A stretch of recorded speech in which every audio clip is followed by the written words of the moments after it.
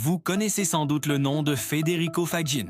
C'est lui qui a inventé le microprocesseur, le cerveau de tous nos ordinateurs, de nos téléphones, de notre monde numérique. En créant cette puce, il a ouvert la porte à une révolution technologique sans précédent. Mais ce que vous ne savez peut-être pas, c'est que cet ingénieur de génie, après avoir façonné le monde matériel, s'est tourné vers une quête bien plus profonde, une question qui nous touche tous. Quelle est l'origine de tout ce qui existe?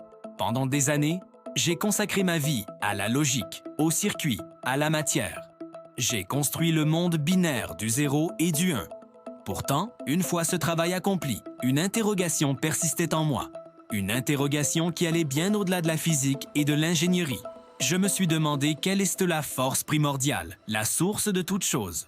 Nous connaissons tous la célèbre équation d'Einstein, E = mc².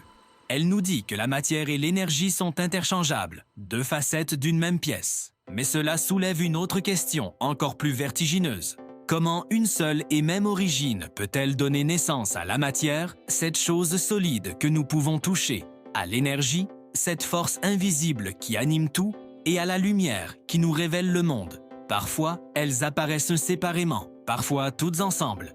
Quelle est cette source commune? J'ai passé des décennies à explorer cette question, non plus en tant qu'ingénieur, mais en tant que chercheur de vérité. Et je suis arrivé à une conclusion qui peut sembler radicale, mais qui, pour moi, est la seule explication logique.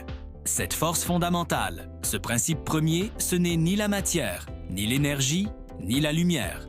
C'est la conscience. Pour moi, la conscience n'est pas une propriété émergente du cerveau, un simple produit de la complexité neuronale, comme le voudrait une certaine vision matérialiste. Non, la conscience est la base même de la réalité. Elle est le champ quantique fondamental d'où tout émerge.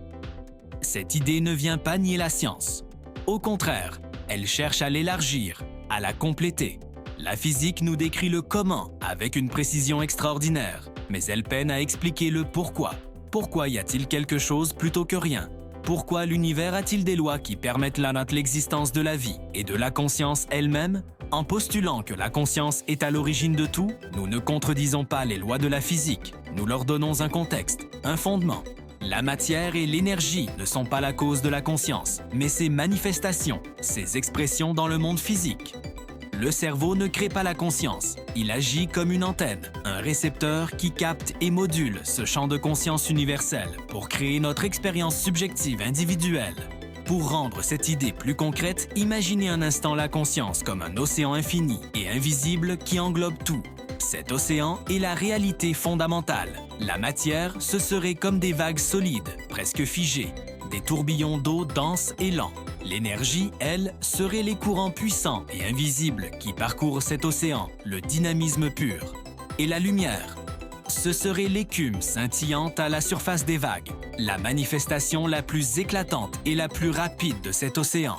Toutes ces formes, vagues, courants, écume, semblent différentes, mais elles sont toutes faites de la même et unique substance, l'eau de l'océan, c'est-à-dire la conscience. Elles sont des fois ne sont que des états différents d'une même réalité première. On peut aussi utiliser une autre métaphore, celle de la musique. Imaginez que la conscience soit la musique elle-même, une symphonie cosmique qui existe en tant que pure information, en tant que potentiel. La matière, ce seraient alors les instruments, les violons, les pianos, les percussions. Chaque instrument est différent, il a sa propre structure, sa propre forme, mais il ne produit aucun son par lui-même. Il a besoin de la musique, de la partition, pour vibrer et rendre le son audible. De la même manière, la matière, l'énergie, nos corps, nos cerveaux, sont les instruments qui permettent à la symphonie de la conscience de se jouer, de s'expérimenter elle-même dans le monde physique. Nous ne sommes pas les instruments, nous sommes la musique qui se joue à travers eux. Cette perspective change tout. Elle signifie que notre expérience intérieure, nos sentiments, nos pensées, notre libre arbitre, ne sont pas des illusions biochimiques. Ce sont des aspects fondamentaux de la réalité.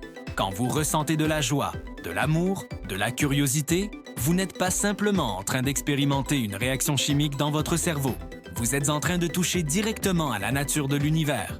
Vous êtes en train de participer activement à la grande symphonie cosmique. Le monde extérieur, le monde de la matière et de l'énergie, et le monde intérieur, le monde de l'expérience subjective, ne sont pas deux choses séparées. Ce sont les deux faces d'une même réalité, unifiées par la conscience. Penser de cette manière a des implications profondes sur notre façon de vivre. Si la conscience est fondamentale, alors chaque être vivant est une expression de cette conscience universelle. Cela nous relie les uns aux autres et à l'univers tout entier d'une manière intime et significative. Notre quête de sens, notre besoin de connexion, notre créativité ne sont pas des accidents de l'évolution. Ce sont des pulsions fondamentales, inscrites dans le tissu même de la réalité. C'est l'univers, à travers nous, qui cherche à se connaître, à s'expérimenter et à évoluer. Alors, la prochaine fois que vous regarderez les étoiles ou que vous tiendrez votre téléphone dans la main, cet objet rendu possible par le microprocesseur, je vous invite à réfléchir à cette question.